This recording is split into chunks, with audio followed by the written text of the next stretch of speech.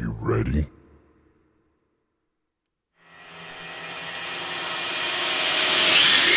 Welcome, ladies and gentlemen, to my RP life. Can you hear your hearts beat? Because I can.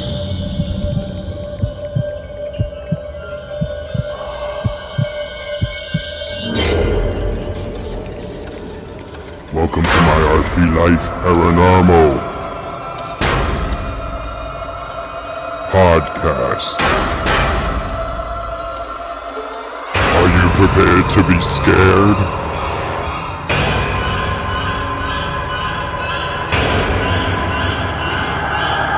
Just listen. The baby's sleeping.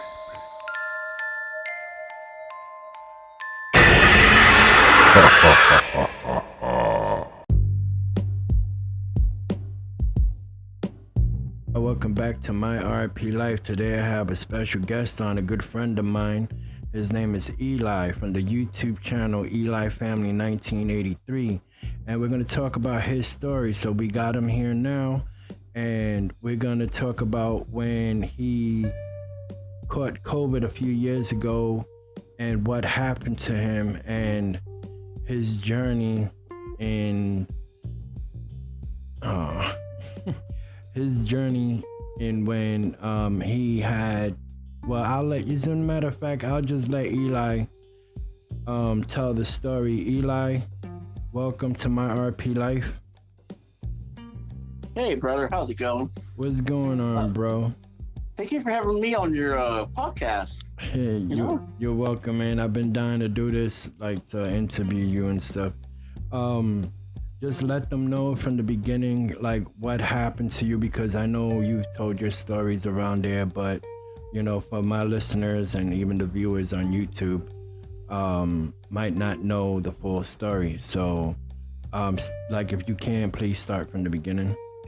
Okay, well, a couple of years ago, you know, we know that COVID's been around and it's been very bad for families and loved ones. And well, for me, it was 2 years ago, April 4th. I can't remember what day it was, but all I know, well, let's go back a week before that. Mm-hmm. I came home from visiting my fiance, and everybody was sick at the house, you know, and I was eating something and everything else. And so I was eating there, then all of a sudden everybody got, like I said, everybody was sick. So then at first I was like, okay, I'm going to stay away from them because, you know, at first my daughter was sick. She got it, so she wasn't that bad. But I was coughing and coughing and coughing. And at first, you know, I thought I was getting better. You know, my sister said, hey, take this cough medicine. You know, I've been taking it, and it went, all my symptoms went away. I said, okay. It was getting better. And then all of a sudden, it kept coming back. You know, my breathing started getting heavier. It kept on skipping. You know, that it does sometimes with me. So once in a while when I'm like, you know, sort of like that. Mm-hmm.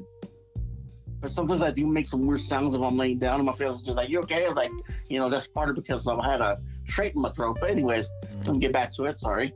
Mm-hmm. So my sister comes on the door, you know, and she had made, I think it was lunch that day. And she was all like, hey, you hungry? I was like, no, I don't feel good. And then she was like, oh man, she looked at me and my lips were blue, bro. What? And then all of a sudden she was like, are you okay? I was like, oh no, because I had a lot of leg pain, man, because I take injections in my back. Mm-hmm.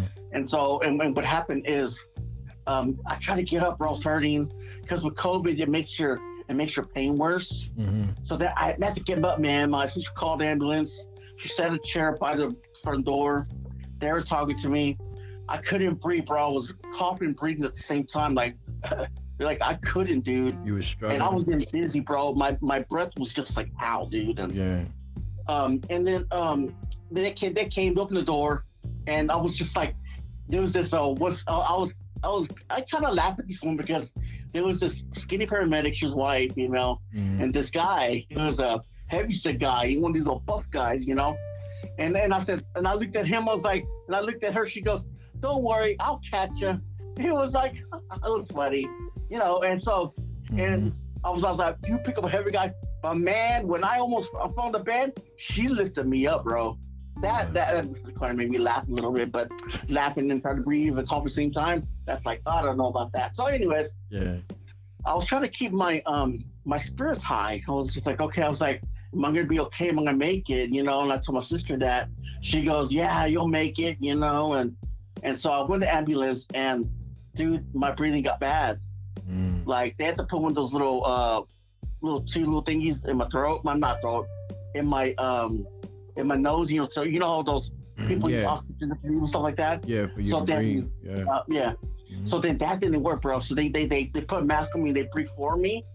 That all I remember, dude. That's it, bro.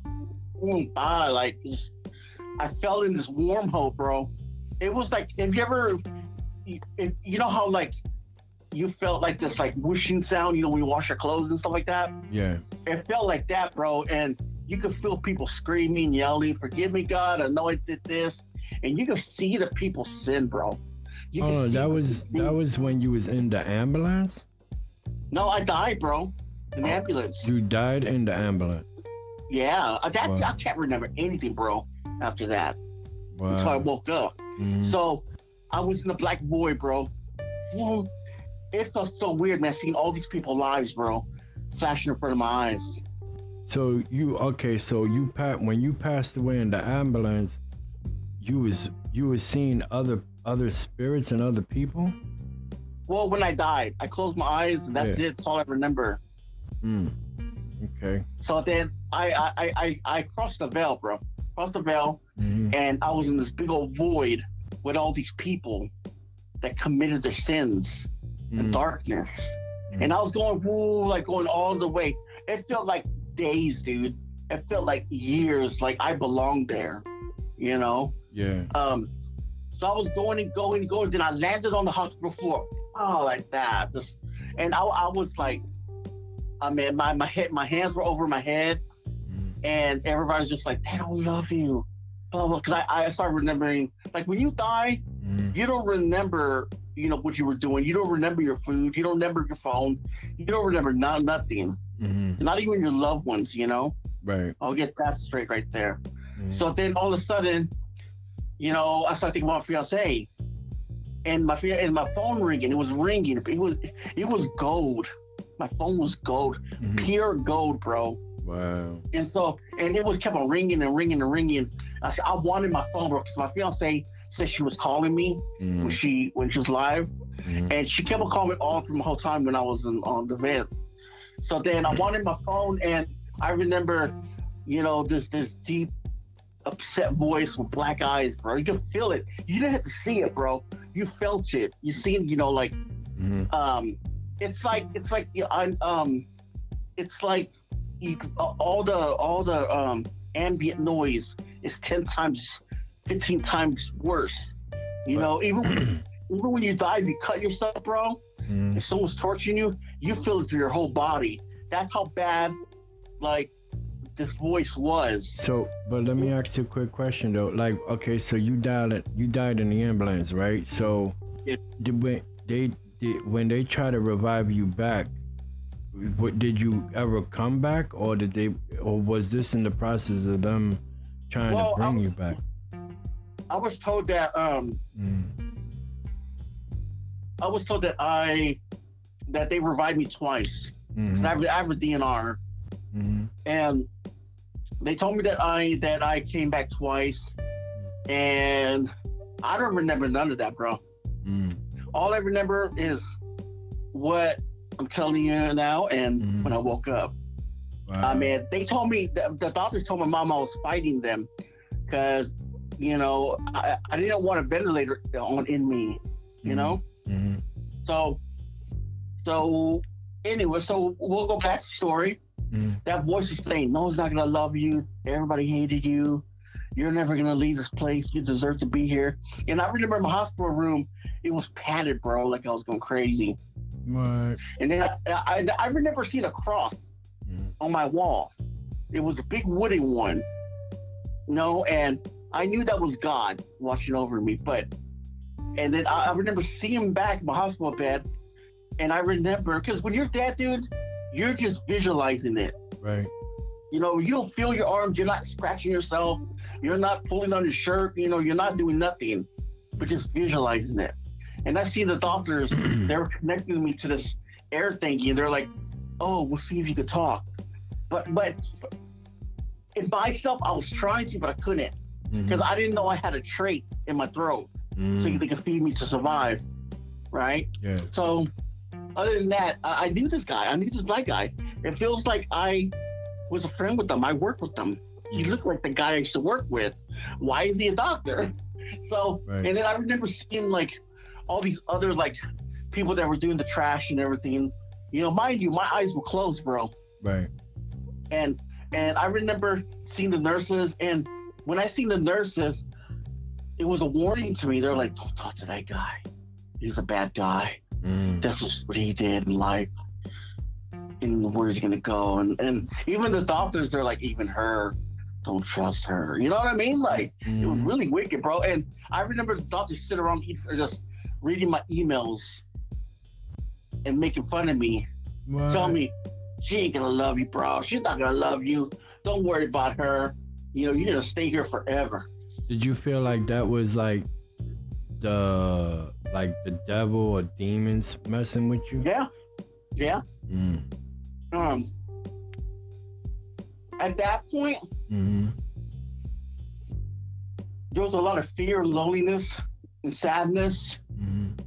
You know, like thinking, fuck. I was like, I didn't think I was dead, bro. I mean, honestly, I was just visualizing it. You know, like I remember actually seeing myself, bro. I was scared. It felt like a dream to you? No, I mean, between a dream and that, it's not compared to what when you're dead. So it felt real though. It felt weird. It's like you laying on your bed, bro. It's like you feeling your phone in your hand right now. That's how our life is right now, right? We have something to drink, we have something to eat, whatever, you know. But over there, that's how it's like. Yeah. Everything is like you have around you. Right. It's real. Everything's real. I made details, bro. Details on the walls and everything. But mind you, check up. You're basically in a pod, right? Like a little pod.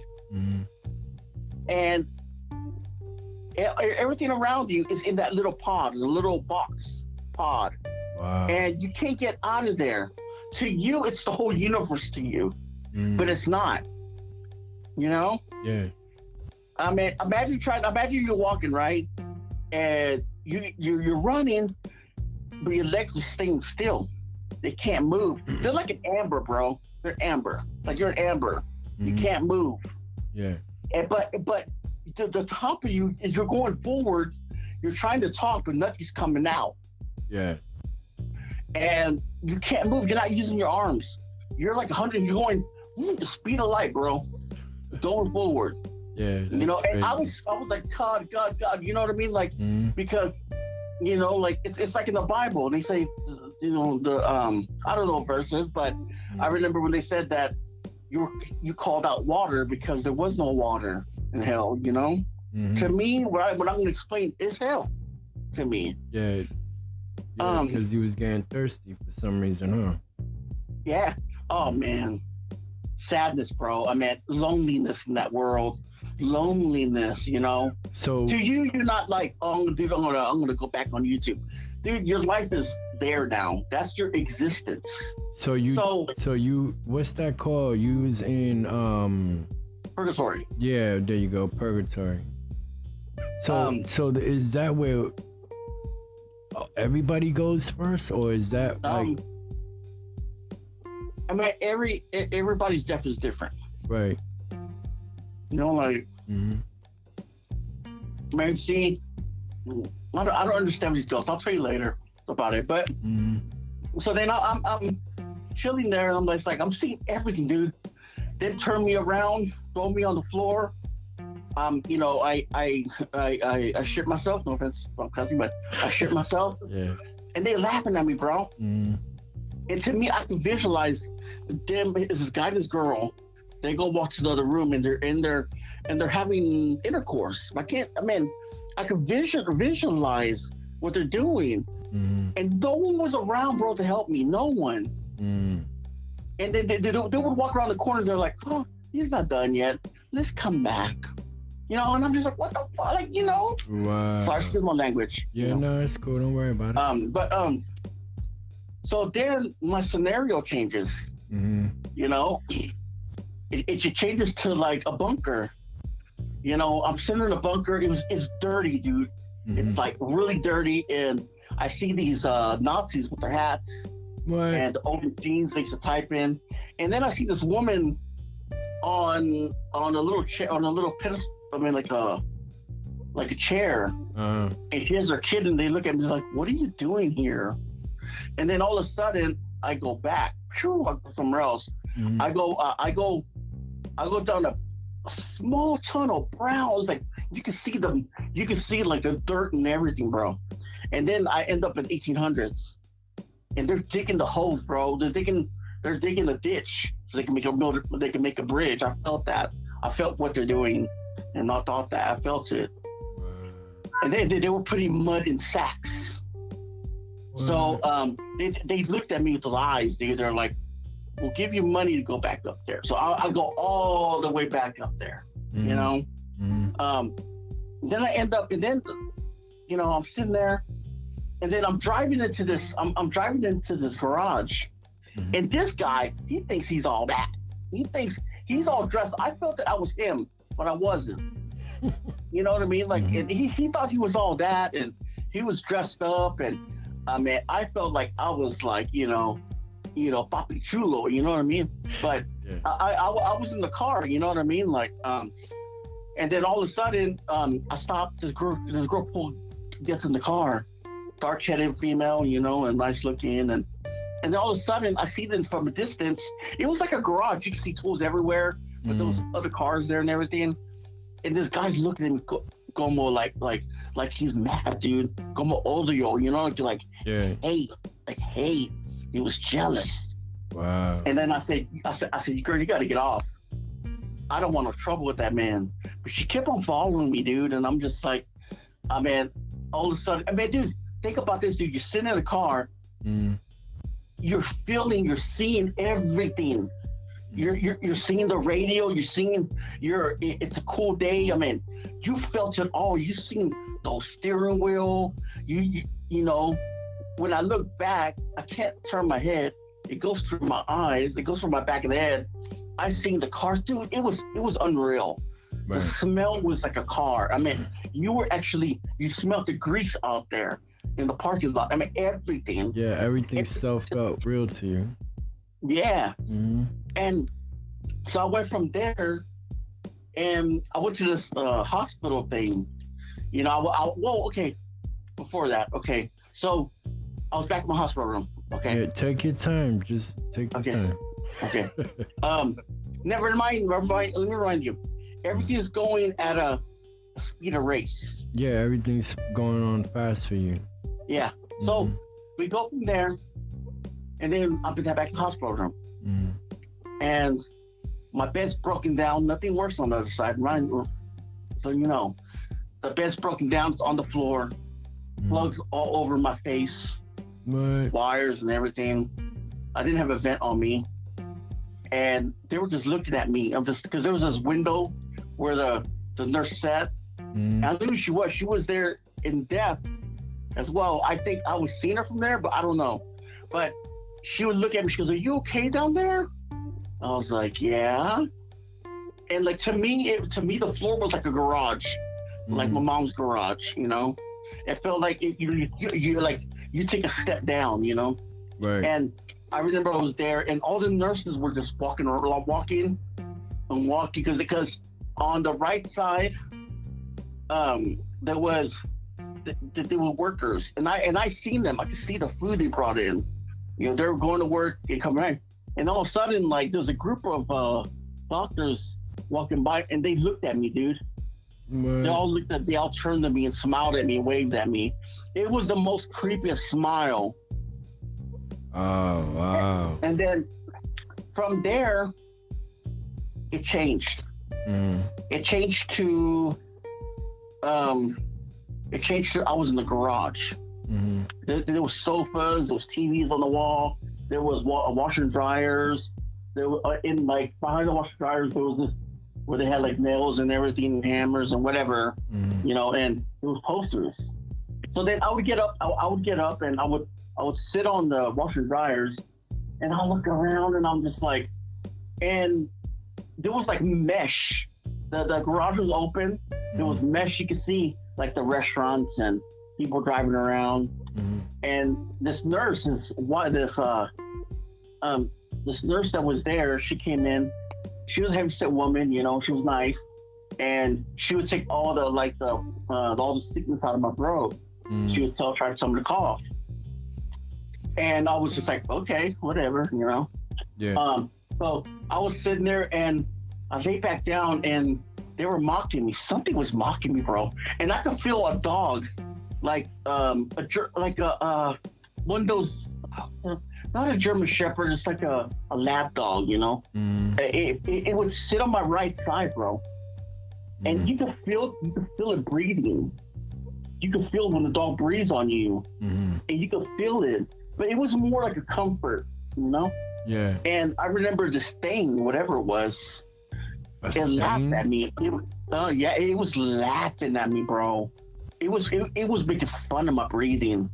And then I looked up the TV, and inside the TV they were talking about me. You know what I mean? Like, and the guy was mimicking her, making fun of her about me. Yeah. And so all of a sudden it changed. It went from that to a woman sit on top of me, a Chinese woman. Wow. And the Chinese woman, she'll sit on top of me, and she says, "I gotta take these staples out of your throat," and she started ripping them, dude. Yeah, and she was all like, "Stay still," and her eyes were just evil, dude. And then I could see my brother's my brother's two little girls in there. They had like dividers, but they were on their laptops. And I remember seeing shelves and everything. Like, my phone was sitting on a little cover on my phone, and I was like, I want my phone. I need to call my girl. I need to call her.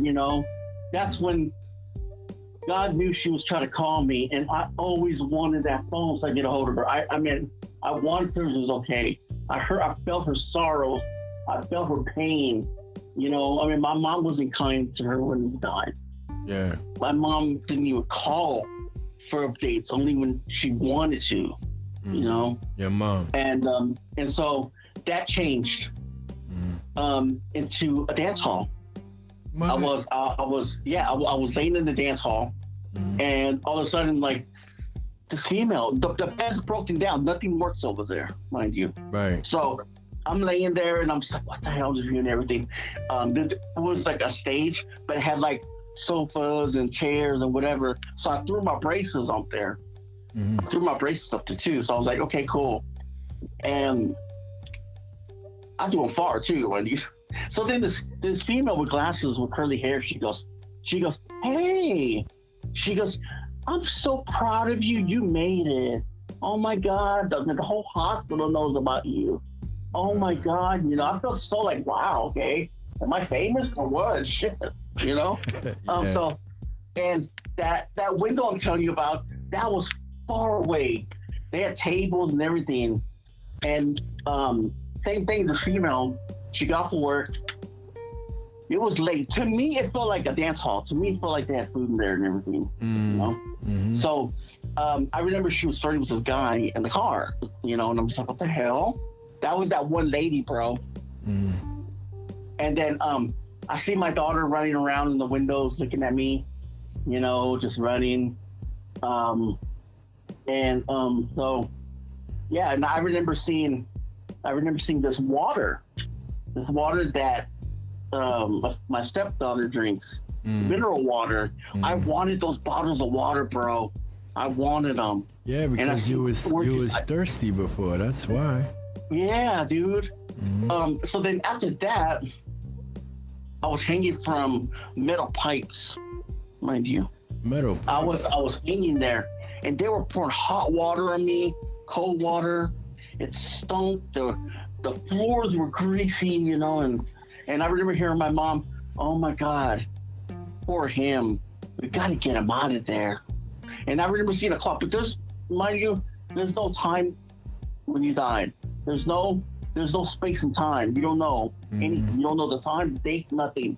You're there. When you die, you die in your spiritual form. So everything stops. But let me ask you a quick question. Like when you were stuck in the purgatory thing, did you see any types of? Cause I know you're saying you seen like other people and other spirits, but did you see anything like demons or anything, or like anything? Honestly, I think that the people that were trying to attack me, some of them were their eyes were black, evil, like they wanted to kill you, any way they can, torment you.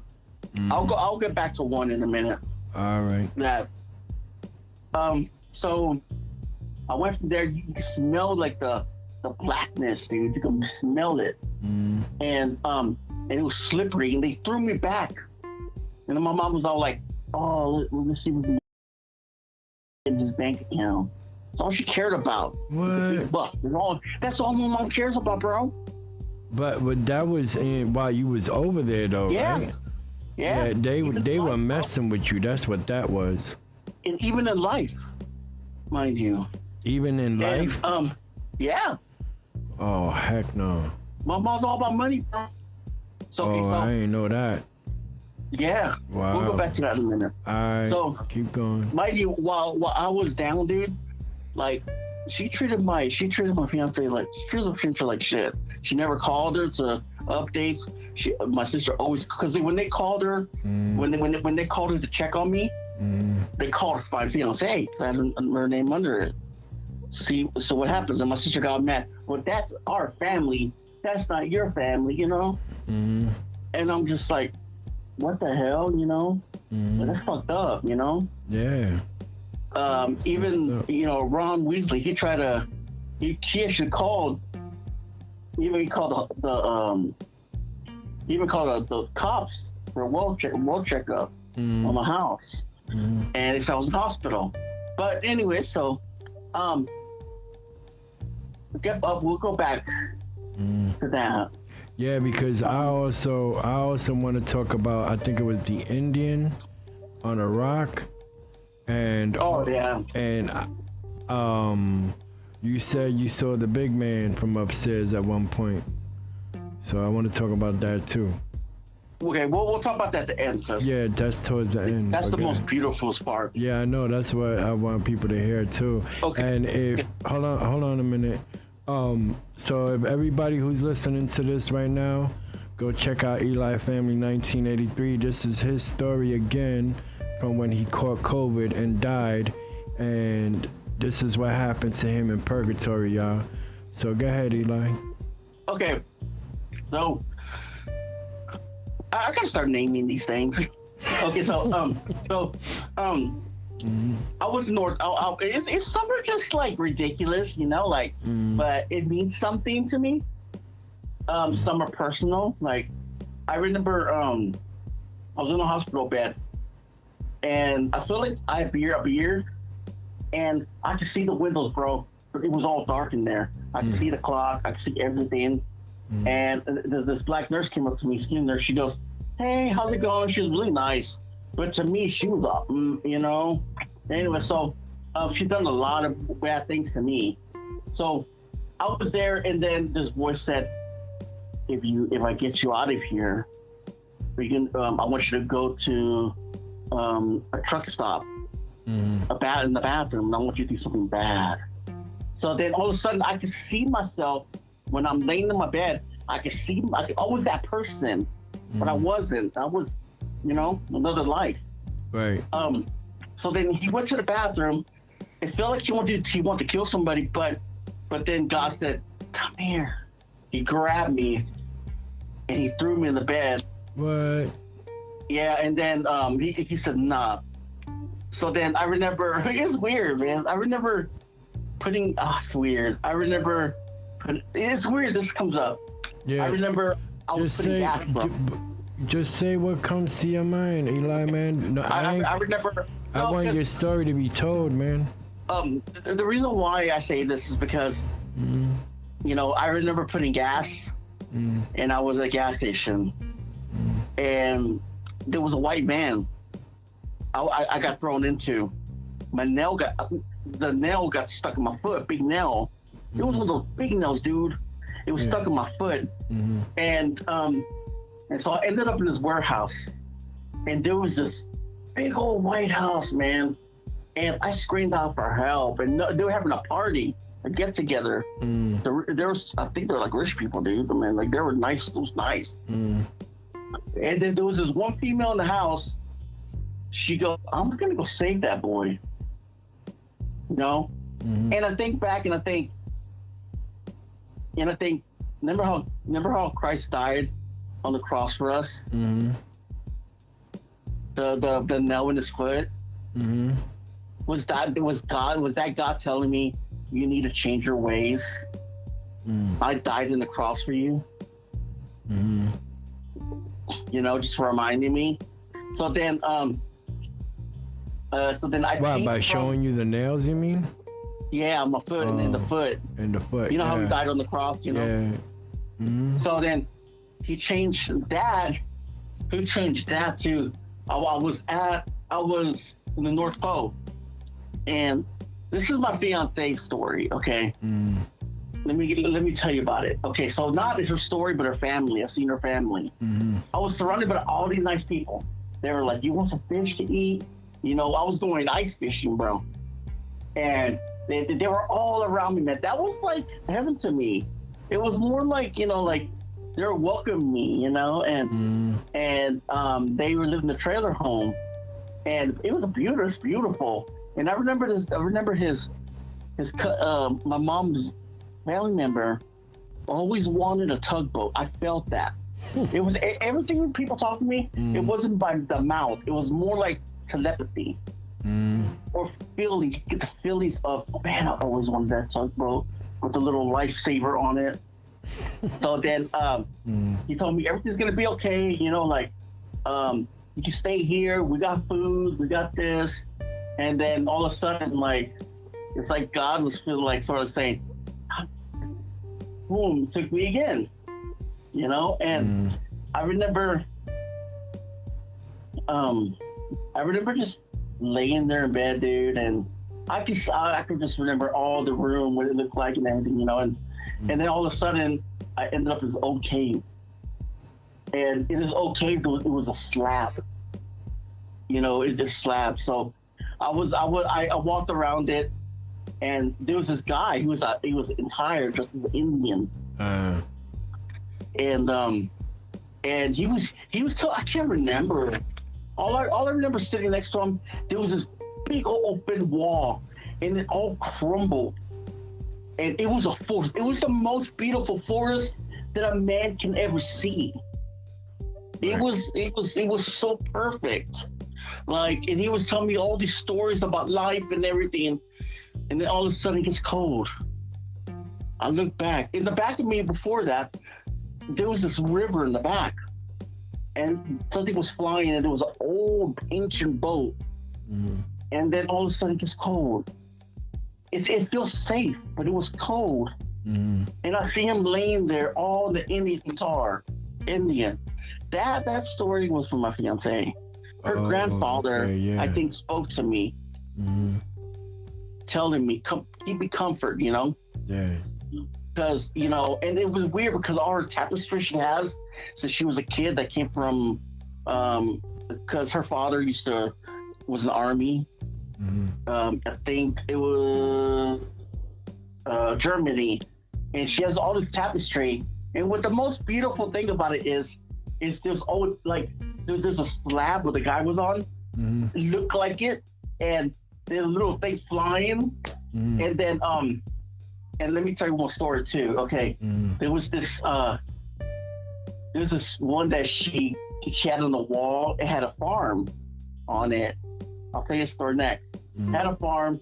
It had everything that I pictured, mind you.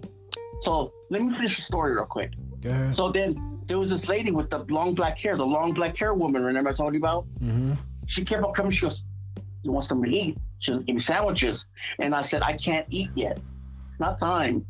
You know. And then all of a sudden, like I was leaving. It's kind of funny, but there was like in the outside there were like there's cameras everywhere, whatever. It's kind of yeah. So then I remember ending up in a care home where there's this black big woman. She was just helping us out. I was on the floor with these other people, and I felt like this is where I'm gonna be. And like by the doorway, there was a big old huge plastic black bag, you know. So then after that, I went to after that I went to a farm. At first I was laying there and I was watching TV. They were talking about aliens and ghosts and on TV. Yeah. And in the back of me I had my favorite foods. Like I used to like it was like cookies, chocolate cookies, and orange juice, and all this other stuff. It was tempting me to eat, because when you eat, you're gone, Yeah. So, and then I always see my phone, always see my phone, and then I would see these. I know what it is, the hospital thing where they help you lift you up, when you can't walk. Yeah. I didn't know this at the time, so I forgot all about it. So. And then I finally put the two things all together, right. Later on. But I remember it was crossed. I thought it was like a Canada sign, like I was in Canada. You know what I mean? Yeah. That's what I thought. So that I'm laying in bed, bro, and I remember seeing my daughter. It was translucent. She was texting on the laptop, It kept me comfort, And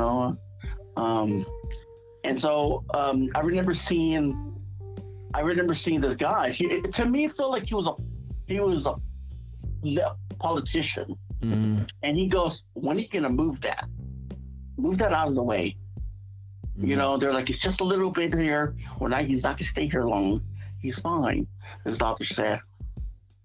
So then he moved me to that's when he moved me to the ranch.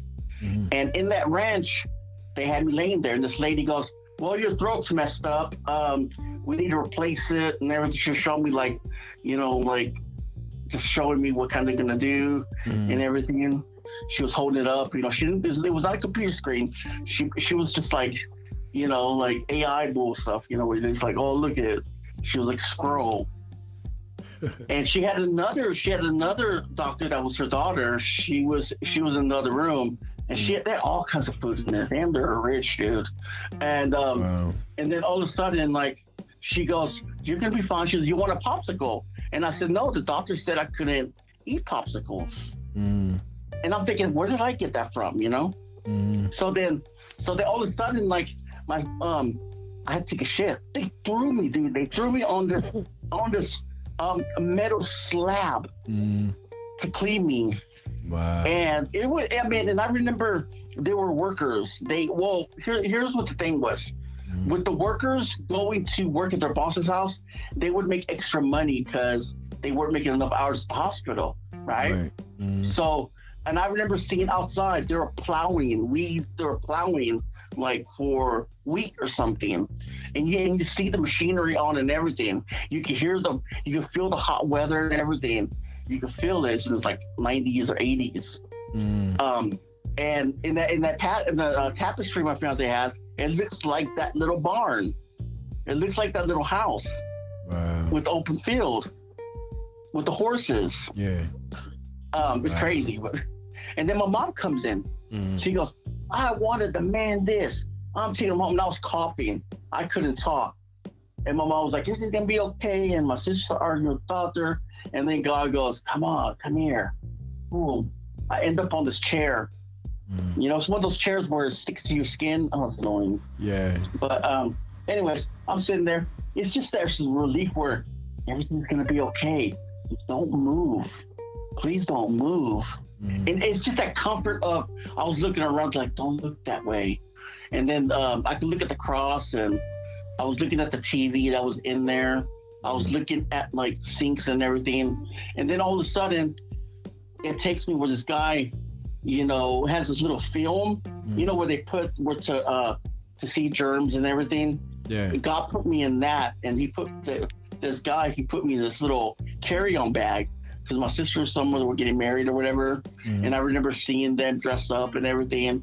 And I was like, oh, that's so cool, you know. And then after that, I ended up in a car, a truck. And I remember seeing a poster in the back, like those posters of some hillbillies, whatever. That's what it's on poster. So all of those things will happen to you pretty quick, though, right? Yeah. So then from there, I was sitting there. I was dressed in white. I had long nails. A woman yelling at me from upstairs. I remember I was in competition. It's just silly, but I remember I was in competition with a pizza. I was like a pizza king or something. I felt that. And I was in competition, and I was just like, really? And then like all of a sudden, God takes me from there. And I'm sitting in this chair, and there was this it was just equipment from the hospital, but there was this altar in front of me. I remember I was getting up, bro. Trying to get up, and some hook got me in the back of the shirt. And there was this altar at a cross, and I remember this lady. She was trying to open the door, and she couldn't, because she, you know, people with Jimmy to open the car doors to steal it, you know. Yeah. Those little metal things from the movie you see. Yeah, those. And she was trying to jim me, and I see the doctors out there, and I took I took the poo, you know, because I took one. I couldn't get up, but in reality, I couldn't get up. I'll see you in a minute. But so then that happened. It felt so real. I remember all this equipment around me, you know, and all of a sudden I was outside. Wow. I was outside in the hospital bay, where the ambulances go and everything. Wow. And I was, my sister, my mom, my brother, they're out there talking to these female doctors and saying that they're like, I don't think we could put a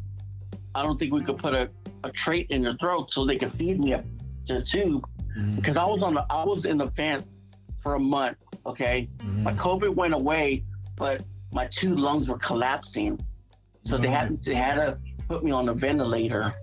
Oh, wow. You know, and I was at 15% alive. I could hear the machines. It's kind of funny because I could hear the machines, because I remember going back to the videos when I survived, and I could hear the same machines go off, and I could hear that. So anyways, back to the story. I was in this office, and there was a huge window in front of me, and I could see, you know, the same kids, you know, my nieces, they're playing games and everything, you know, and I could hear the machines go off, like I couldn't breathe, and they're trying to fix me up and roll me around, whatever they did. So great doctors, by the way. Yeah. You know, at Seton Hospital here, Kyle. I got to give them a thumbs up. Give them a thumbs up, guys, online. Yeah. They helped me out. If y'all don't mind, go to their website. They did an amazing job. I wouldn't be there if I was for them. So they got you on the website of the stuff, or? No. They. I'm just saying, like, if everybody go by their website, you know, and give them a, you know, thumbs up. Yeah. So I remember I was in the hospital bed. And then I see these boxes. I see this window. I see these boxes, had me and my daughter's name on it, and then they had right next to it is one of those old cabinets where they put like the names of people and everything. And then I was laying there, and I don't know any about this route. I don't know anything about a ventilator. I didn't know anything about the trade. Remember that. I want on the audience. I didn't remember any of that. I was out. I died. We could recap that. I remember I died in the ambulance. I don't remember anything at all. And I remember seeing this out-of-body experience. And I remember I was floating up out there seeing all this. You said you had an out-of-body experience? The whole time. Yeah, okay, go ahead. Okay, so I know it sounds a little bit all kind of like... No, go ahead. Okay, so I was laying there, and this guy, he was flirting with this girl, you know, and so my tube came out, bro. It was kind of funny because it's like it felt like a popsicle stick, you know, like whatever. So I was laying there, and he goes, "Are you okay?" And I didn't say nothing. I was like, "Okay." And so I walked in, and well, he walked away. He was flirting with this girl in the bathroom. I don't know what they did. And then these two nurses came in. These other two nurses, they didn't do nothing, bro. They seen me, they fixed me up. They didn't see my thing fall out. And I was just like, hello. They couldn't hear me, hello. And I remember seeing my mom. She was all like, "Oh, when is he gonna wake up? When is he gonna wake up?" Like, there was a whole, you know, they were sitting out in the hospital room. Right. You know, waiting for me to wake up. When you had that breath, the machine connected to you, was it in your mouth or through your throat? The ventilator was through my throat. Now I do have pictures. I'll probably send you one. Well, nah, I'm good. Don't worry about it. Yeah, as long as you tell me, you know, it's fine. No, but yeah. So after as a matter of fact, I can put it to show like on the YouTube channel, you know, as a thumbnail or something. Yeah. I mean, God was really looking after me that night. You know, for the whole month I was on a vent. You know, and here's a picture right there. I got video up on as well. Yeah. All right. You know, oh, you just sent it to me. Yeah. All right. Cool. You guys can find me. There's my whole video is on there too as well. I'll talk about it. It's called My Life. Where on your Eli Family 1983? Yeah. Okay, so I might just screen record that and put it together with this podcast. I think it's My Life, My Journey. My Life, My Journey. So if you can, send me the link. Yeah. You can ask me questions while I'm doing this. Alright, so my thing is that, okay, so you was on the ventilator, you died, you was seeing some crazy stuff, I'll tell you that much. But I know you want to leave the ending for what I was asking you before. Let me see. There was one time we was talking about something before the podcast. I'm trying to remember. What was it? Was it the native? No, that we already spoke about that. I sent you that. The what? I sent you the video towards it. Oh, okay. You just gotta listen to it. I'm honestly, at that time when I did that video, I was just talking, everything. I mean, it was so fast. I mean, like, yeah. That's what I was gonna ask you. So when you was on the ventilators and you was like out of it and stuff, was your family there? Was it just your fiance? Well, it was mainly visual. Like, I'm gonna get on about that one. I remember I was floating. I was floating in my house. You know, and I remember seeing this dark-haired woman, this dark-hair woman. She had dark shit. Well, not dark. It turned to brown. Was brown, dark, whatever. So she was there. She was there in the. I want to say black because that one other woman, but just on that brown hair, dark. And I was floating in the kitchen. I see everything, man. I mean, the rooms I couldn't see. It was only the kitchen and the table, some outside. And I remember talking to her about everything. I was like, I can't wait to go home. She goes, not yet. You're not going home yet. And, you know, and I seen my house. You know, I seen my mom's house. I was floating in the ceiling and actually went down. And then all of a sudden, everything changed. You know, got dark. And I remember seeing these two people on the Germans computer, the old time computers. So what? You went back into time or something again? Yeah, I went back. I went back to another vision. and it changed. And I was in this place. It was like a machine room or something. And then there was this big old mirror, the big old glass, and it looked like it was going down, like it was like a it was something where you're going down, and there was like some door, like handles or whatever, and there was this black fella there, and there was this small teenager looking like, and they were going back and forth, and there was something about them. There's something spooky about them, you know, because they were reliving their death, you know, over and over again. That's crazy.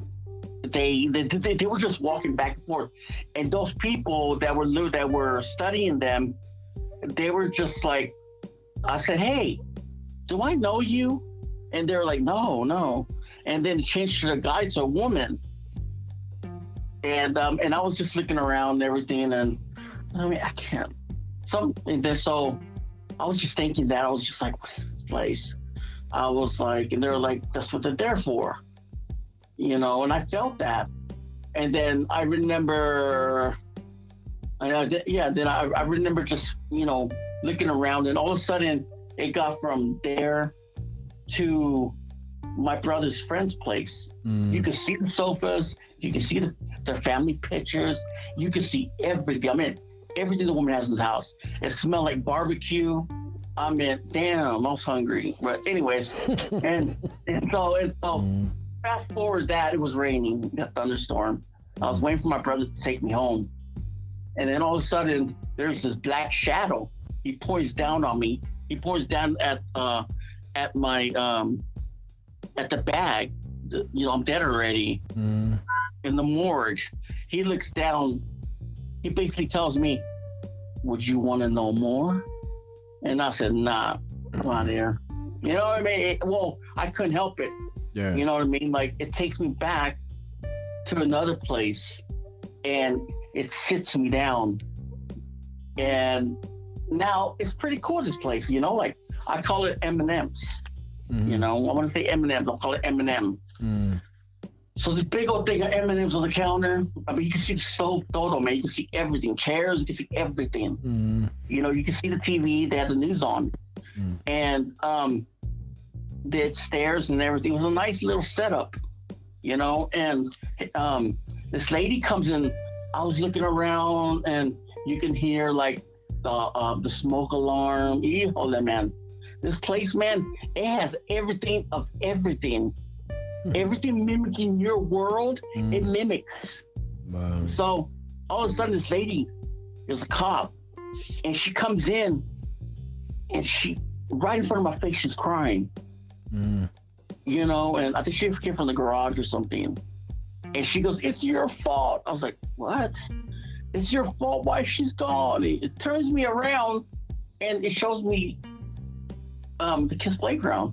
To me, it felt like she got kidnapped. She tried to blame me for it. So then all of a sudden, whoops me up. God tells me, "Come here." And I'm being worked on, and I'm being worked like, they think COVID, I got sick because of my brain, you know?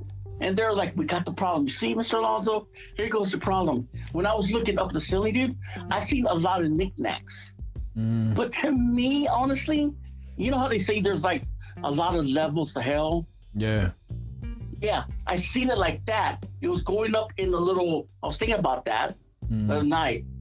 It looked like there was a lot of levels, like, and there was like little knickknacks, like, it looked like, I picture they were sold. And I was looking up at the knickknacks, and all of a sudden, I was, I feel like I was in the courthouse, like I was being judged. Let me ask you a question, though. Okay, because when you got off, you were still on the breathalyzer things and whatever to help you breathe. So were you in a coma after you, or you was still, they were still working on you at this time, or were you like in a coma state? I was in a coma. Well, I died twice, and I was in a coma. They put me on a ventilator because they found out my lungs were going. Oh, okay. I was on a vent this whole time. Right. Okay. So then, there's a shadow, a sombra, man. There was this shadow in the second floor, and it felt like he was asking me to do something. He goes, "You see this politician? Because I want you to hurt him, and we'll send you home. We will." And I was seeing all this knickknack, I'm just like, my personal things, from life. And then there was these cops outside there, like, come on. So, like, I did the deed, and, and he's very persuasive. I didn't listen. I don't think I did. And the cops came in, and they're like laughing at me. And they're like, "You're not going anywhere." What? Yeah, very, like, they are cops, dude, and they had shields. They had the whole works. Yeah, because the reason why I asked you that about if you was in a coma too, because sometimes the brain can do things that's why I also said like a dream state type thing. Because you can get into a deep like dream state, and it messes your brain can mess with you. Like, I'm not saying you didn't die. Of course you died, because you told me you did, and they brought you back. And but since you was in a coma, you was probably still fighting off stuff too, because because they give you medicine, like, I mean, I agree with that. When the people tell me that, but I honestly think that, like, with medical technology, they think they know everything about it. I think that, like, everything happens for a reason to change my life around, Let me ask you another question. For the stuff that you went through in purgatory and everything, and the things that you saw, do you feel like you're back is because, one, God already knew that you wasn't ready yet, it wasn't your time? Or, I agree with that. Or was it also because he wanted you back to tell your story, to let people know that, maybe something like this, can help someone out there? Oh, yeah. I agree on you both. I think both of those, Yeah. Okay. So going back, I actually went back to it. Like, I got thrown in this big old wheelbarrow. Now, remind you, when you're in a vent, they tie your hands down so you don't pull out the ventilator. Okay. So I was stuck in that. I couldn't move my hands, because that's the reason why. And I was like, help, help, help. And man, it felt like I was in a subway, but it felt like I was in a bar or something like that. And people were looking at me, laughing at me. They're like, "We got you." They didn't care. So then I didn't even see outside. Oh yeah, it was dark. So then I went there. I was sitting there. I felt calculations, like, you know what I mean? Calculations in my body. They were shoving me down with this thick liquid, and my body, it was cool, warming me down, cooling me down. And then this lady, she put me on the shelf. She goes, and my mom's like, "You're gonna get better, mijo. Go ahead, you're okay." And everybody, I only seen certain people around me. I don't know why. I have a feeling why, but I'm not gonna say it, but I have a feeling. And so those people, something's gonna happen. Right. I'm gonna say they're gonna get theirs later in life. Right.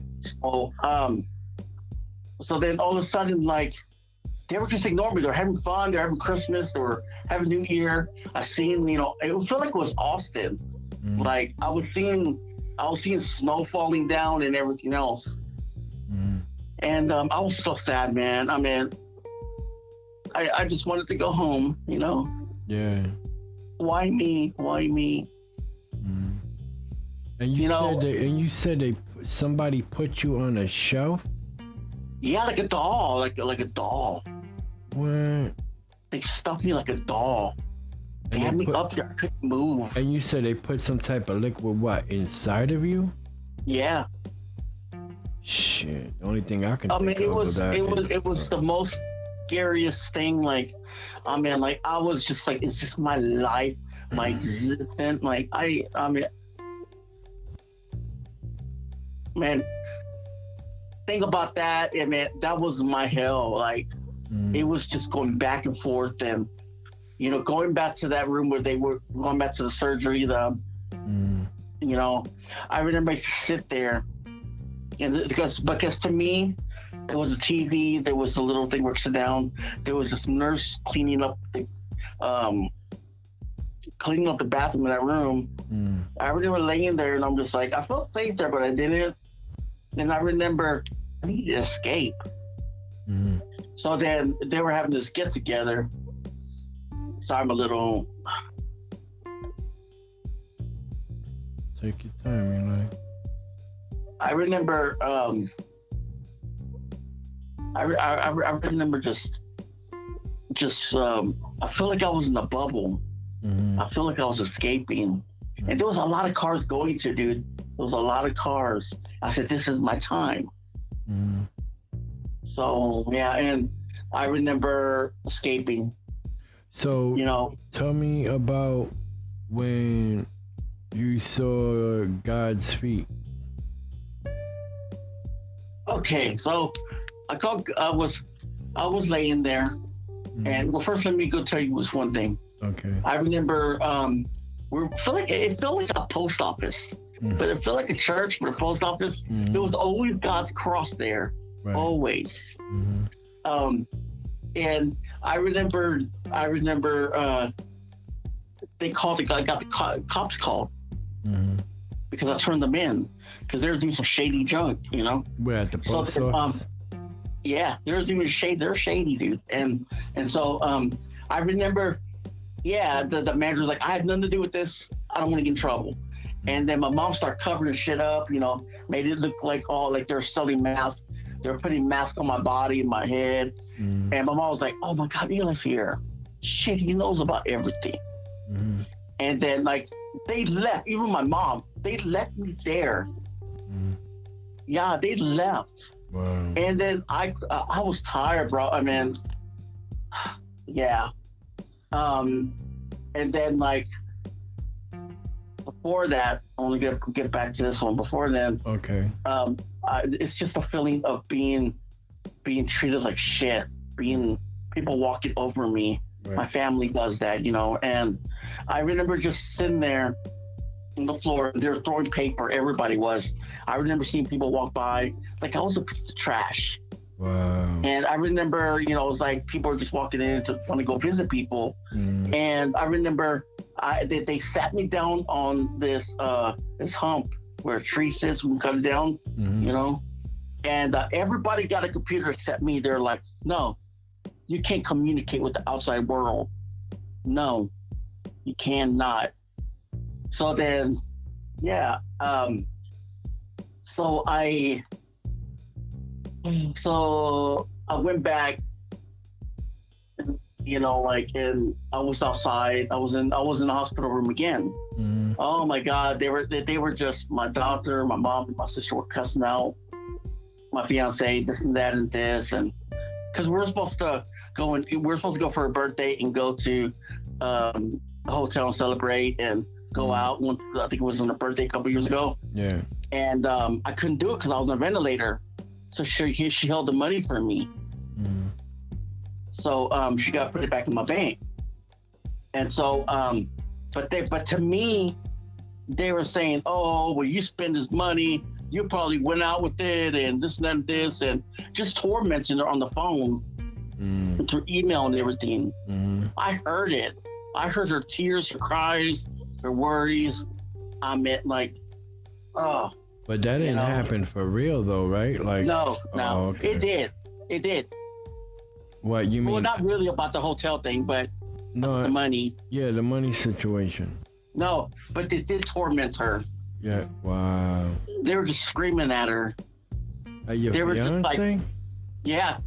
They were just reading my emails on my phone, everything, my messages, dude. Yeah, because I remember a time where I think you had just got out or something like that and went back in at one point too, I think. and you was just like all quiet all over Twitter. Like we couldn't find you at all. Like you was like not even really tweeting and stuff, and not even doing any videos neither. So no, well, when that time when I got out, we'll get no. Hold on, give me a second. yeah.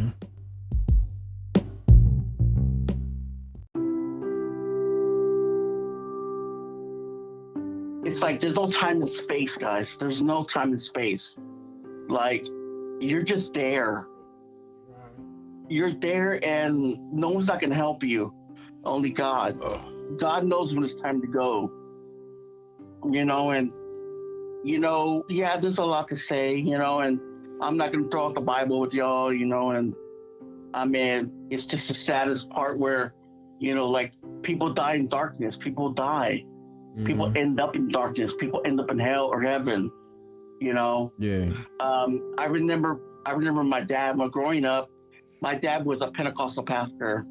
He used to travel everywhere, and I was brought up in the church, guys. And I would always go clean with my dad at the church, and I would always go, go outside and everything, and cut yard with my dad, and I would make $25 a month with him, and I kind of like left God. I was kind of like, it's sad, but I did. I love God, and I started working, and I just started forgetting. I kind of left God, started forgetting about him, and that was bad. So that would be. I was raised in a Christian home. So do you ever think about doing that though? What? Becoming like a pastor because of what you already experienced too? Yes. I don't know how to. I mean, like, it's kind of difficult in a way. Especially in YouTube, I honestly, I did like my channel was about, interviewing paranormal investigators, but now knowing what I know is kind of like, the hard thing, Yeah. Yeah, because I heard some stuff from the Bible that to leave the dead alone, and to don't do these things like using Ouija boards or card reading and stuff like that. And yeah, it's necromancy.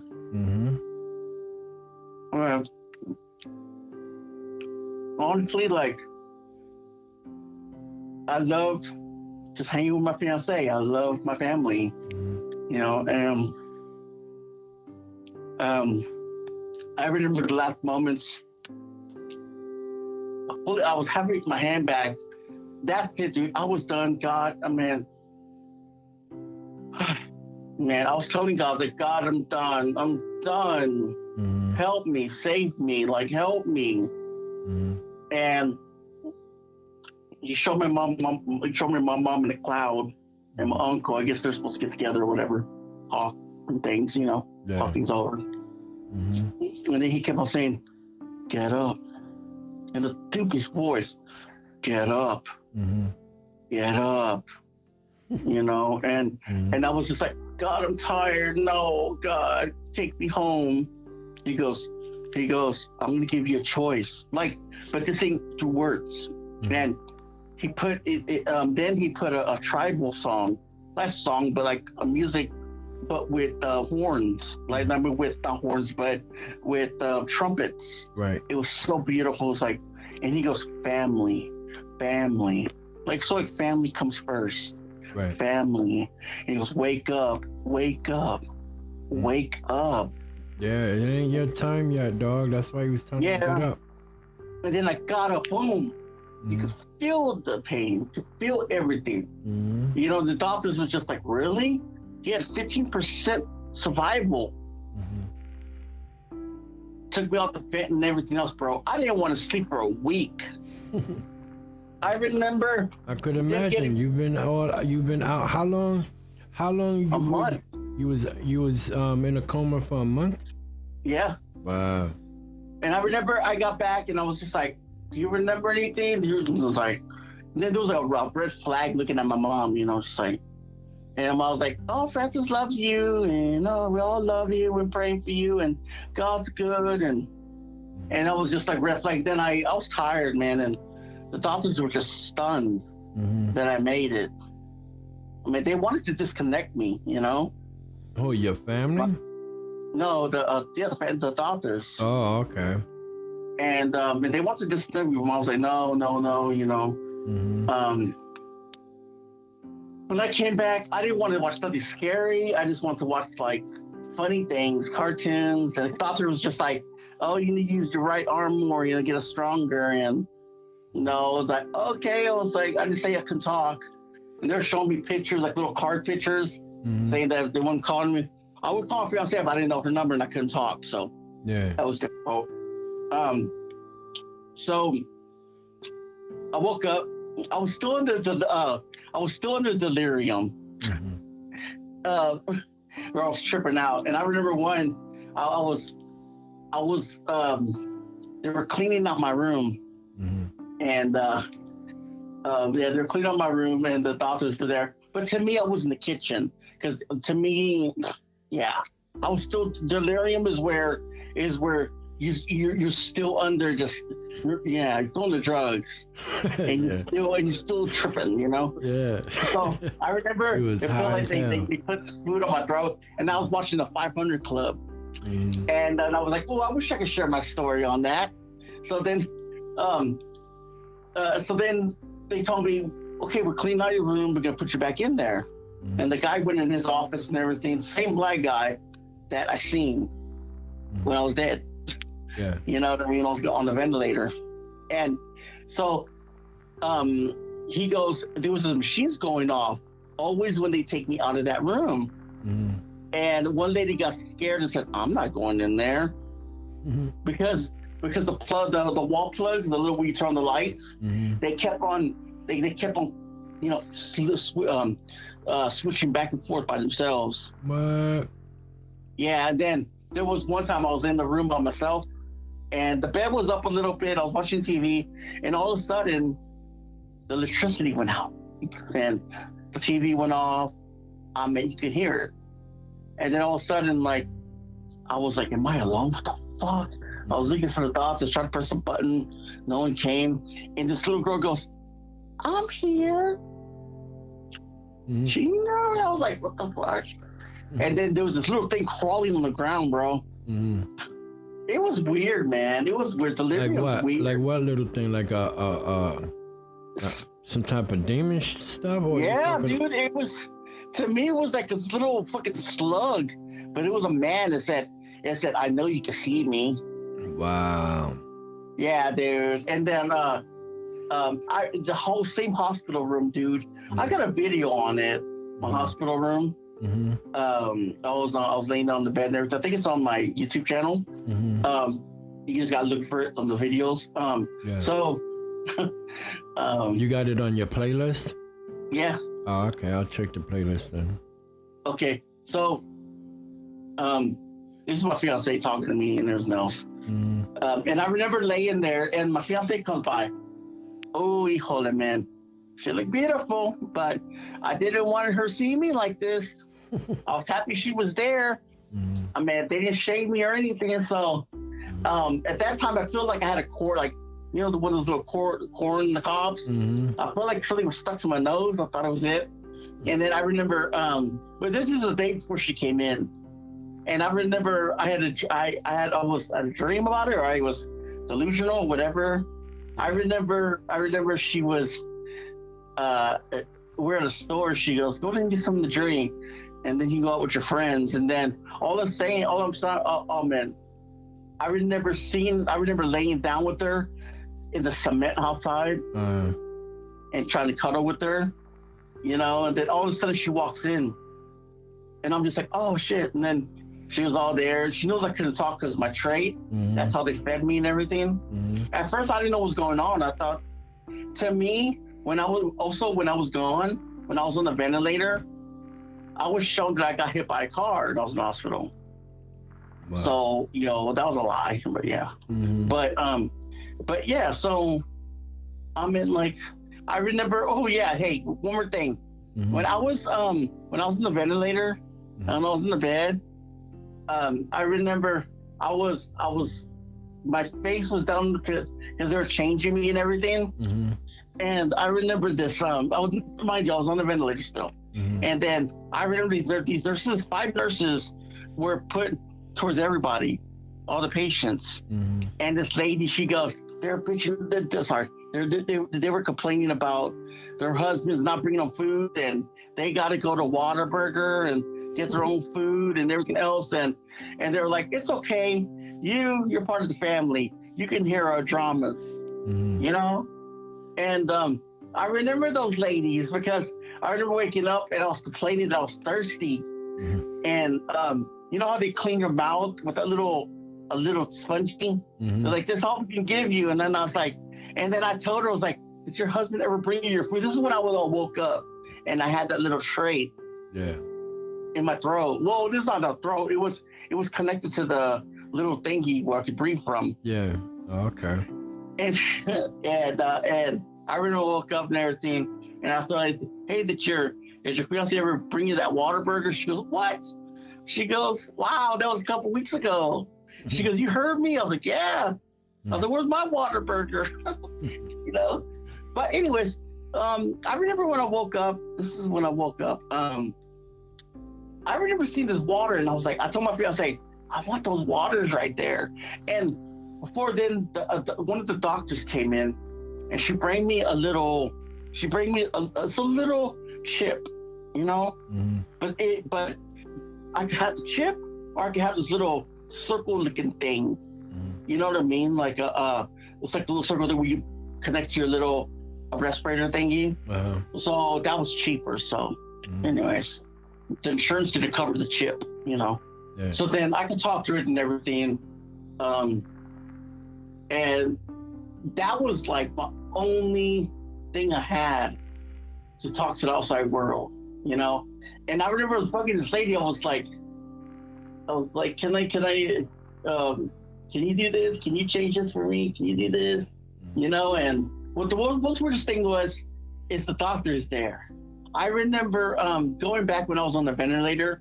There was this white girl. She was there, and I remember when I was dead. I remember she talked to me, and she told me, "Yeah, well, my family lives in a wooded area with the house, and I'm married, and he had me move down to a small town, and then I told her, I said, so how's your moving? She goes, what?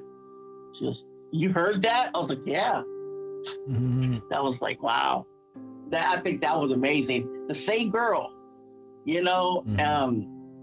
Look at what I think, like, coming back to this world. I remember, dude, I couldn't even lift my bed off my pillow. Wow. Yeah, because you was in that coma state for a whole month. Yeah, Mm-hmm. and I couldn't even move, turn. Mm-hmm. Yeah, I'm sitting at the edge of my bed and I'm walking with a cane. Mm-hmm. Oh, thank you, God. But like I remember, dude, I couldn't even lift my butt off the bed or the chair. Yeah, I could imagine. It was hard. It was scary. And Mm-hmm. It's the most scariest thing you can ever experience is, the love of God, like the beauty of Him, like the words, the love, the caring, the wonderful, loving vibe you get from Him is the only love you'll ever feel. Not a woman, God. Mm-hmm. God gives you this inspiration, Every morning I tell God, give me strength so I can walk today. Mm-hmm. Give me strength so I can stand there and cook my lunch, cook my dinner. Help me. Right. I tell God that. I say, yay. Even if I'm hurting, dude. I tell God, I said, thank you for the pain you gave me. Because you know what? I am who I am and what I've been through. If it wasn't for you, I wouldn't be here. I mean, God is good. God, I mean, it's the most wonderful thing you ever experience. Right. Hold on, Eli. Huh? Let me just check something real quick. I want to check how much time we got on this thing. Okay.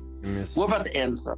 All right, give me a second, because I want to see how much of the recording's done so far. Crap! I turned off my voiceover. Let's see, did I get it? Hopefully, it didn't stop. Talk back on. Okay. Voice recorder. 1 hour, 20 minutes, 1 second. Pause button. Stop button. All right, so double tap to activate. We already got 1 hour. Screen off. And 20 something seconds. I just wanted to make sure. Now, because I don't want to, because sometimes it acts funny on it when it's too long. But we still got like another hour, so we can keep going. Okay. Yeah. Okay. I'm open for questions for you. So like I was trying to tell you before, so were you able to see God? Like I think you had told me once before, you like close to the end of your journey through all of that stuff, you just told everybody. I think you told me on a private conversation that you saw his feet or something. Yeah, well, I seen a sandal. It was very old. I mean, not like these sandals we wear today, flip-flops or whatever. Yeah. But these sandals were just very old. I seen his feet and everything, dude, and it's just like, yeah, when you feel his love, man, that's like, right. I mean, I remember smiling when I woke up. Like, I mean, I was scared too, but yeah, he's happy to be back. Yeah. I remember there's one thing I did miss out. I remember I was on this boat, and this boat it was gold, man. It was, and I remember, them telling my mom I was awake, but I wasn't. So I was in the ventilator, and I know I left a couple of out, but don't want to, confuse people. But I remember they woke me up and they're giving me water and everything. That's the only thing I want is water, because you know what? What? That's I was thirsting God. I was thirsty for God's love, dude. Yeah. I wanted his acceptance. I wanted him to save me from everything that, I went through. So did you feel like you was being also judged while you was stuck over there for a while? I was being reminded that, that he died for my sins. And that I know that I can better myself in life, and that I came back for a reason, to be a dad, to be a good role model for my kids. He brought me back for them. He brought me back my fiance, and recently my dog died. Name was Rocky. He was old already. I mean, he passed. I was there, when he passed and everything. But I could feel it. It's weird. But I could feel that he was in peace, He was hurting a lot. So I think the medicine made him kind of get sick, but yeah. But well, no more pain, no man's more best suffering. friend. Yep. Yeah. So you got anything else? We can keep going, man. Yeah, no, I'm just trying to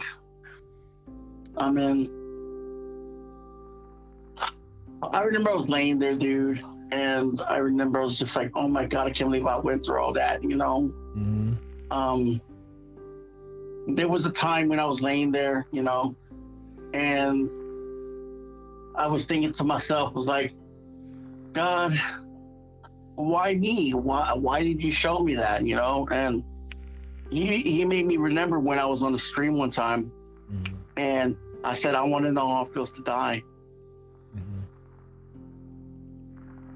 not literally, but Mm-hmm. he showed me. It's lonely, bro. It's, man, like I say, when you die, you forget about everything. You don't remember your mom or dad. You don't remember anything. You don't remember shoes you're wearing. Right. You don't remember none of it. When you're gone, when you're dead, you're dead. You know what I mean? Like you die in your spiritual form.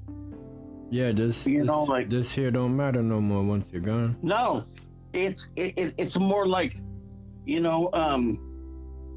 when you're here, like it's like you continue to live on to the next existence. Yeah. But you still. And I'll tell you one story too. Like it was before I woke up, and I remember my fiance was watching TV, and she swear she seen me peek around the corner. This is when I was on the ventilator. Yeah. So and I remember that she used to hear me at night, and there was this one this is when I was out, and I remember I was laying on the bed. My fiance said that I told her that I needed help. I was stuck, I was stuck, and then so she was, once you press that little red button there, get out of there. So then going back to when I was dead, I remember I was laying there and this big helicopter whooshed around the hospital. Wow. Everybody was taking off, and guess what? They left me there. And I remember I was trying to reach for that red button to save me, but no one came. Yeah, it wasn't your time. It wasn't, dude. It wasn't your time. It wasn't. God's good.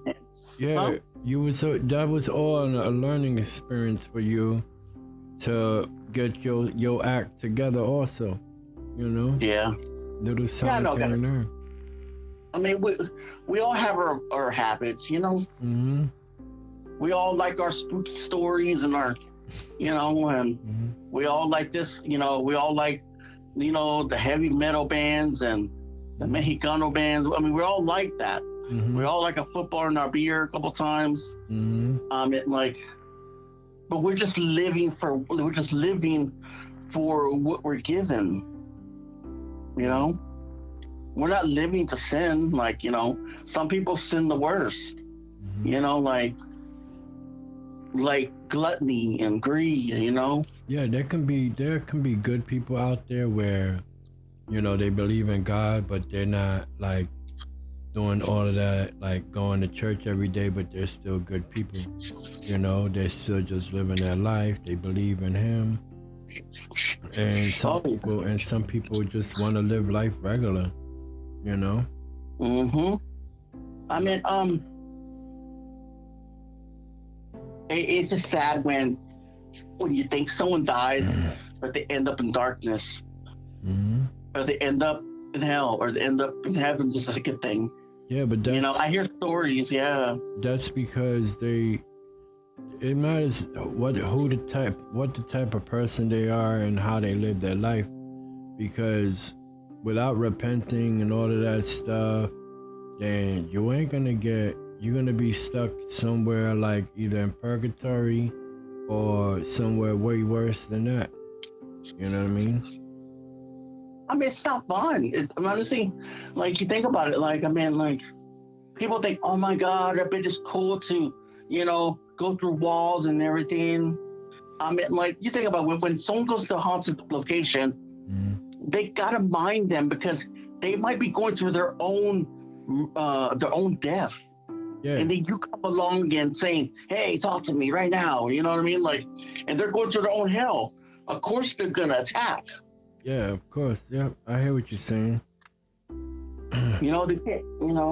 That's like, for example, I go to a prison, right? An old, abandoned, ran down prison. Let's say over 100 or 500 years old. And I go in there and it's supposed to be live with, spirits and paranormal. You go in there, start doing an investigation, then they're gonna probably look at you like you crazy, like who's you? Yeah. Or you're gonna get these ones that is, what's that called again, when it's like they keep on reenacting their life there. It's a stone tape theory. A what? It's a stone tape theory. Oh, okay. So I was like, what happens if they see that and that's like a reenactment of the same thing over and over again at a certain time? You know what? God, can I say something about that? God puts some spirits like that, so they can learn from their mistakes in life. That's how I feel. That's how I feel about it. And even with suicide, you know, some people, I hear that it's not what I was shown, but I hear that with them, and I feel that, like, if they're mentally ill, God does forgive them because they don't know what to do. I mean, Right. but you got time to repent with God when you're hanging there. Like, I mean, you just don't go to hell. I mean, God knows the one to pick, Right. the one that He knows when to bring you back. Right. If He knows you're up to no good and you're just gonna go murder somebody again, He's gonna throw you in the pits of hell. Oh yeah, that's different. Yeah. Because with me, I had a friend whose grandfather committed suicide and stuff, put a shotgun to his face, but he had mental health issues. And I spoke to a priest, and the priest told me, he says, yeah, people like that would go to hell, but since he had a mental health issue, you know, God would, you know, let that pass. You know what I mean?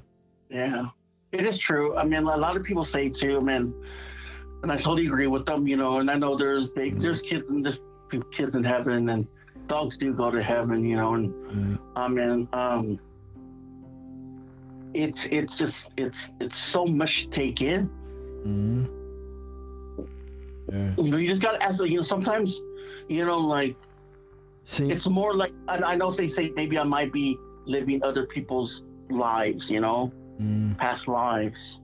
Yeah. You know, and I mean, I'm just like, well, you know, maybe, I don't know, I don't know what it is. I mean, something, you know, there's times, just like the one I was thinking about, the gas station one, remember?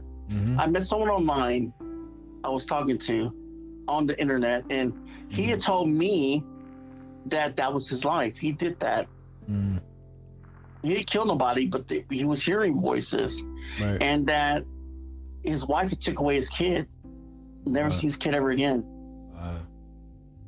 So that's why he was ended up in the hospital. And he told me, yeah, I had a black nurse. She was really nice to me. And then I experienced all that, and I seen that. So I mean, like.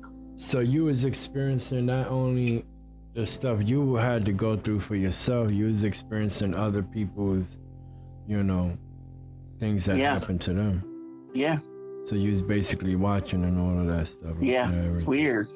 Yeah. It was all. I mean, some were awful, man. You know, that's just why I always tell everybody: be right by God, because you don't know where you're gonna go. People think, "Oh my God, I'm gonna go see my loved one in heaven." How do you know you're going to heaven? And how do you know where he's at? Right. It's not about giving. It's about giving your life to Christ. It's about you know, leaving all the bad things you do behind. And you know, I mean, I know a lot of people can't go to church because of this sickness, COVID going along, and people still go. Some don't. Some just stay at home. Yeah. You can sit there and read the Bible at home. I'm trying to get into it again. Yeah. Like, I mean, you can go online and read about it, you know? I mean, I know people. They even got apps. Yeah, exactly. I got an app on my phone that reads the Bible to me. Yeah. But I remember my going to rehab, you know, and I remember, you know, they're like, well, you're good for it, you know what you're talking about, you know, and, you know, you're yourself. It sounds like you're yourself, you know. And it kind of made me feel like, you know, like it was my mom's doing, telling everybody that. And I was just like, what the fuck? I was like, yeah, I'm myself. Sorry, excuse my language. That's all right. I mean, that's how I felt. I remember all I could do was get in the wheelchair. I would transfer to a plastic thing to the wheelchair. Until one day I got fed up with it. I was like, no. So they would give me a walker from the physical therapy. So I would get up. I would get from my wheelchair. It was hard. I would learn to get up from my butt and stand up for a little bit. And I would walk my butt to the bathroom and sit there. And I remember there was this nurse, this male nurse. He goes, I'll tell you what. He goes, if you want to go to the bathroom, get up and go. So I got to use the bathroom. And I rang the little bell, and he goes, no, get up. And I'll meet you we ring the bell, and I'll help you. Because they didn't want me to wipe myself because I might fall. So I went in there, and then little by little, I did showers with myself, and I got him a walker and went to go down or whatever. I didn't lay in bed all day, bro. I'm the kind of person where I told my mom, I said, I'm the kind of person where I'm not gonna cry and be like, why me, why me, why me? You know? Because if not, I'm not gonna get up. I'm a go-getter. I get what I want. Right. If I'm gonna want to live, I'm gonna want my life back as best as I can. And I'll do it and mimic regular person how they live. I am not going to die in that bed. Right. I'm not. Yeah, you can't stay sitting down there, laying down and stuff. You start getting some sores in your legs and blood clots and shit. It's hard. Not gonna lie. It is hard. I learned how to use my arm again. You know what I mean? Like, it's going fine. I go with 2 canes. I want to go back to physical therapy. I called them today because I don't know why they're slow. I guess in 2 months. So I'm trying to get them physical therapy so I can get off my cane. You know. I mean, I know I can do it. Yeah. I mean, there's times where there's no energy at all. Like, I still got a little bit of like forgetfulness, and you know, because of like COVID, whatever that, you know. Yeah, that happens. And COVID. Yeah, and I'm exhausted most of the time, all the time, and I'm just like, well, God's gonna help me out. There has to be, some kind of encouragement. There's no help out there for that. I wish there was. Yeah.